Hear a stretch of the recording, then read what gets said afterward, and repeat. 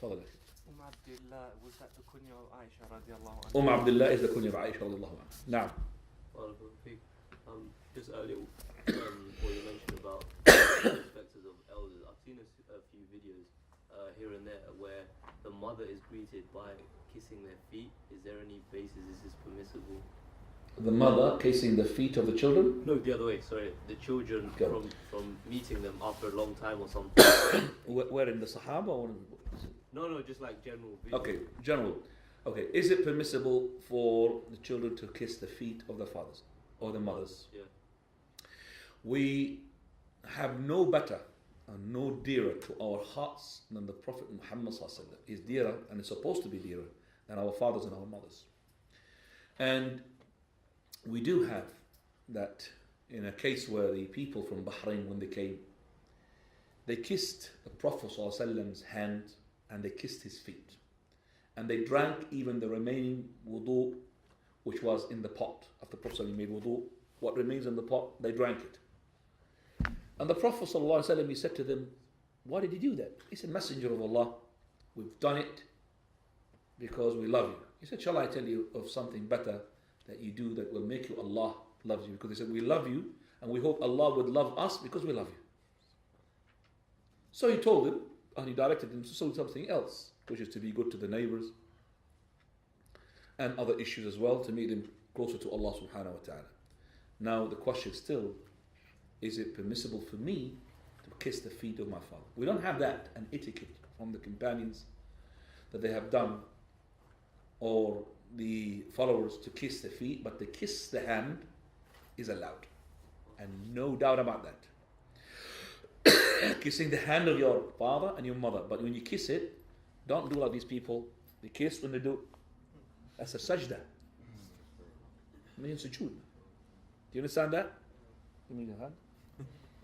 So you kiss him like this, and then he does like that. That is not right. The kiss is allowed. And the kiss for the father, kiss for the mother, and also the kiss for the scholar. The scholar that you kiss is a scholar. And the one who kisses the scholar is the one that he takes his hand away. But if that scholar, he gives his hand like this, don't kiss it. That's a Sufi. If he does like this, it's a Sufi. Because these people, they just kiss, all of them kiss. Their kiss, their deen is kissing. In the books of Shaykh Al-Albani rahimahullah, it says that kissing the hands of the Prophet ﷺ, from that you could kiss, he said, the father and the mother, and he said he kissed as well the scholar. The hands of the scholar, and he explained. So, I met the Shaykh back into the early, I'm sorry Shaykh, the Christian era I'm going to be using, because the Shaykh does not allow us to use the Christian era, back in the early 90s. If I said that, the Shaykh would say, why the early 90s? Why early 90s? Talk about Islamic date. If I tell you for the Islamic date, back in the, the 27, 23, 23. What is, back in the 20s, was the 420s, because we're on 437 now, Hijrah. So, back in those days, I saw him and I grabbed his hand. I remember that. Sheikh is very strong, mashallah, in his hand. So he gave me a hand, as I gave me the hand. So as soon as I grabbed his hand, because I was a bit fast. So I did not grab all of his hand. So half of my hand went in his grab, and the other one was outside. So he said, this is a half handshake. I said, yes, okay. So he said, this is the full shake. So when he gave me the full shake, I took his hand. And then I tried to kiss it. He's so strong. He pulled it away from me. Wallah, I couldn't really. I can't. I said, Sheikh, but you said in your book to kiss the hand of the scholar. He said, a scholar. I said, he's not a scholar. Who's a scholar?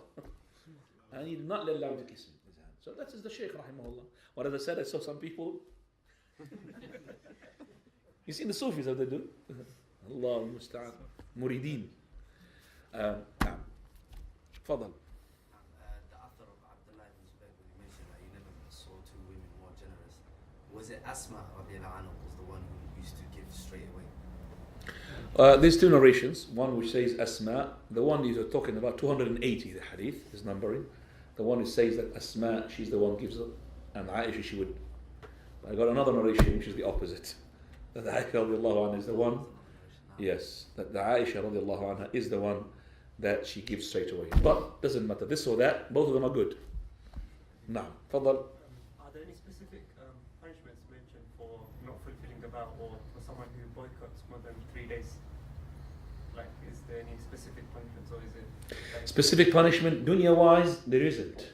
There's no, for example, in dunya, for example, the Khalifa is going to punish you how many days, and he's going to put a timer on you, how many, and then put you in prison for that. But there's a punishment on the day of resurrection, of course, because you have boycotted the brother more than 3 days, and that can result into enmity. When you have boycott, you're going to have enmity. And the best of you is the one who starts with a salam. And you only need to say salam. You don't have to shake his hand. Because you don't expect it, after you had so much rage against a brother that he sold you, as I said, for example, a laptop, following day something happened to it, or a car, the whole engine busted. You don't expect, for example, to hug him. It's not impossible. Simply, you're going to calm down, say Assalamu alaikum, then after the smile, then after that, time would make you forget. So once you say Assalamu alaikum, that's it. It's finished now. There's no boycotting. Now. Tafadhal. Sheikh, is it from the hadith that Aisha radiallahu anha, she allowed 2 non-mahram men into the house? That means it's okay to... Aisha, she allowed non-mahram people and allowed in her house. Is that allowed?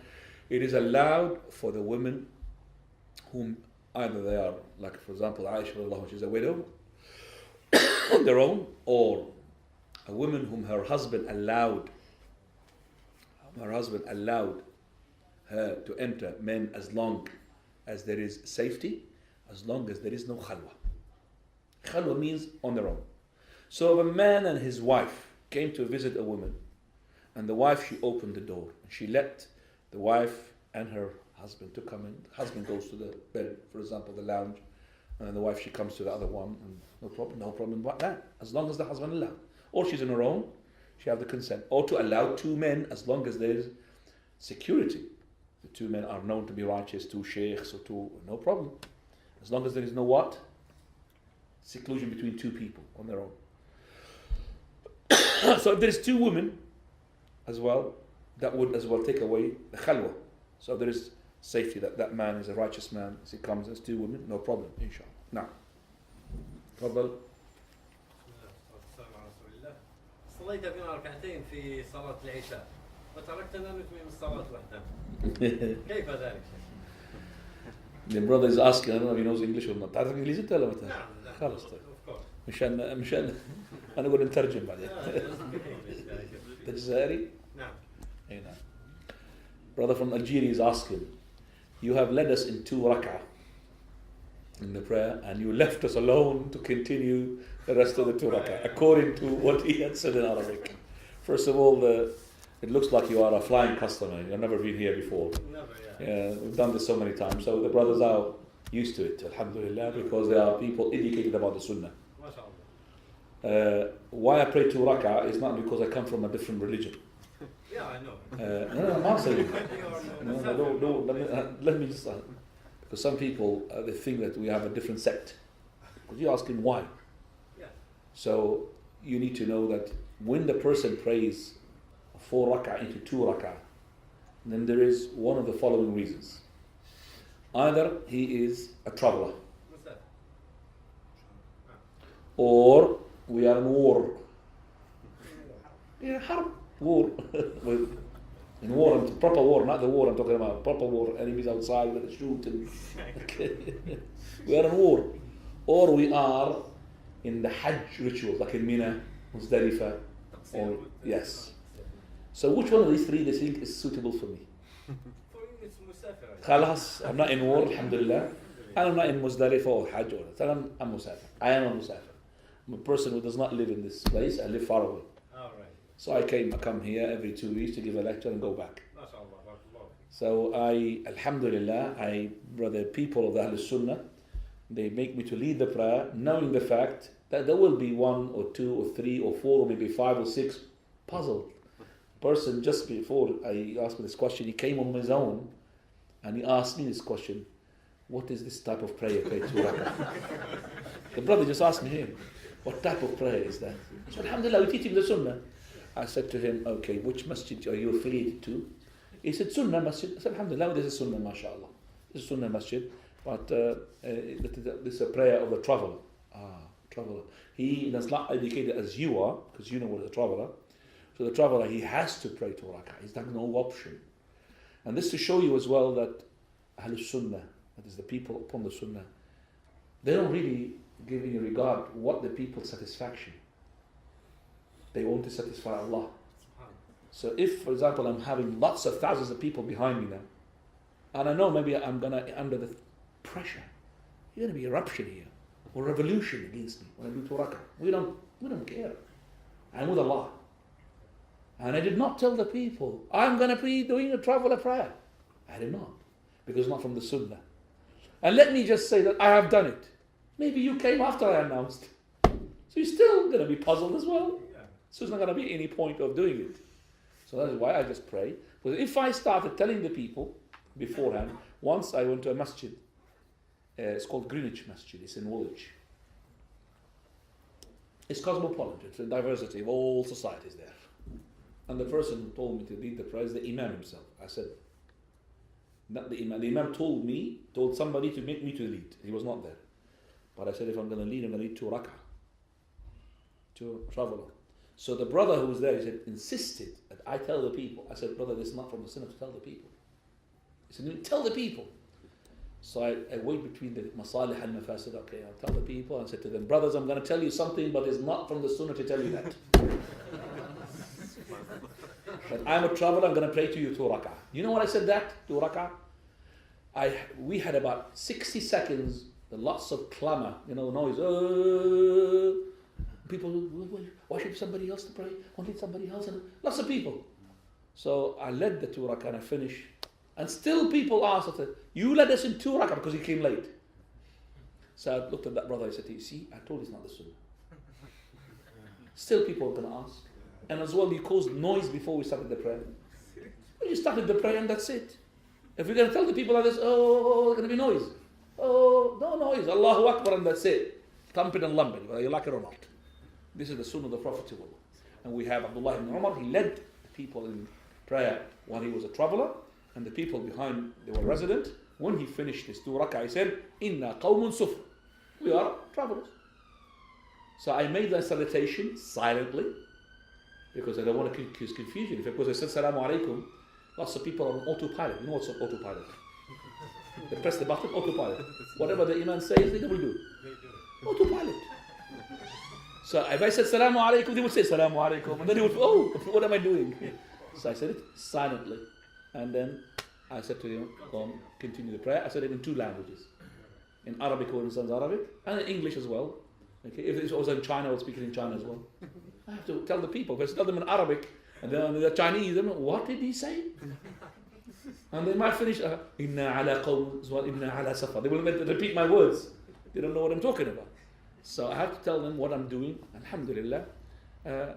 We are satisfied that 1 or 2 or 3 people ask, but this is the way to learn the Sunnah and to teach the Sunnah.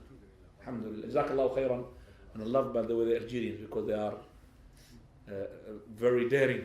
MashaAllah. Now. Questions regarding the verse when the Quran is being recited, listen attentively so that you may receive the mercy of Allah. This is ayah. Ayah, Quran. Now.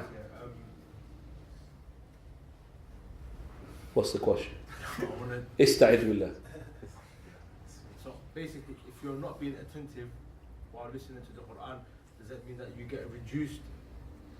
Definitely, you're going to get a reward according to how you are attentive to the Quran. Now, do you get reduction of the mercy, or are you sinful for not paying attention to the Quran? Are you not going to be sinful? You're going to be sinful if you deliberately do that. Pardon? If you deliberately do that, you don't want to be attentive. Deliberately. Okay. The reason why I asked the question is someone in my household was preoccupied with something else while the Quran was preoccupied because he can't help it. It's not because he's a kafir, he's trying to put his fingers into his ears and I'm going to listen. It's not because of that. Okay. It's because the world overcome. Do you understand that? And that drags me to the last thing I'm going to say, no questions please, which is why the benefits of the scholar, the student of knowledge, the da'i, and there is no difference between da'i and a scholar. The da'i has to be a scholar, has to be a person who knows knowledge. Not a da'i like he just makes stories here and there and people, ooh, nice stories. Okay? Da'i has to be knowledgeable. That why the da'i's words are not beneficial to the people. There are 3 reasons and not a 4th one. 3 reasons why the people are not benefiting. People saying, why the da'i is not really benefiting. Either, number 1, the da'iya himself is narrating lies. He's not saying hadith sahih. He's not making correct interpretation. That's why. And this is very few people. Not all the majority of the scholars who these lies. They're not really that major. I would say it's not the main because of that, but the reason because of this. Or it is because the person himself is a liar. So he's narrating a hadith da'ifa, but this one is a liar. Well, inshallah, I don't think that the scholars who are making I'm talking about the Salafi ones, proper Sunni ones, are liars themselves. So they're not really narrating lies. The material itself is not lies. It's the hadith of the Prophet of Allah. And I don't think they are liars themselves. But I think the reason is either one of the 2. I should be now saying 4 reasons, not 3. Either the person that he himself, the one who's listener, as soon as the scholar or the da'i talks about something that touches him, he starts not to be attentive. He doesn't want to listen. So when the sheikh talks about riba and his house is out of mortgage, who's talking? I'm not listening. He doesn't want to listen. Oh, I think somebody else is talking about it. It's not me. But he's hitting him. Talking about the mortgage, talking about the riba. And the 4th reason, which is most of the people, that is why your brother is not really attentive to the Quran, which is the dunya overtaking him. He's got so much things. He's even making profits inside his prayer. And it reminds me of a good example given by Sheikh Mashur, Hafidhahullah, regarding this issue. Is that if a person, for example, he's looking outside his window onto his car, parking outside. Somebody from nowhere came and banged into his car. What is his reaction? Gonna run downstairs quickly and open, gonna seize that person, take his driving license, take his details and car registration, bang his car. True or not? Alright. His car is worth a lot of money. But while he's going downstairs, his wife calls him, your son is dying. What is his car worth now? Is he going to pay attention to the car? Forget about the car. His son is more important. That's what's happening now. The da'i is reminding Allah, Qala Rasuluh, Qala Allah, Qala Rasuluh. The man is preoccupied by the dunya. Just like that, just the son that person died is exactly the same. His dunya is more precious to him than the deen. Do you understand that? And that is why. كَلَّا بَلْ رَانَ عَلَىٰ قُلُوبِهِمْ مَا كَانُوا يَكْسِبُونَ. Ran, rust. Earning money. Oh, even in doing his prayer, he's even counting how much did I do and how much did I make and how much I'm lost on. Allahu musta'an. So he is even selling and buying inside his prayer. So how is he going to be benefiting? So أسأل الله سبحانه وتعالى أن يجعلنا ممن يستمعون القول فيتبعون أحسنه وآخر دعوانا الحمد لله رب العالمين. بارك الله فيكم.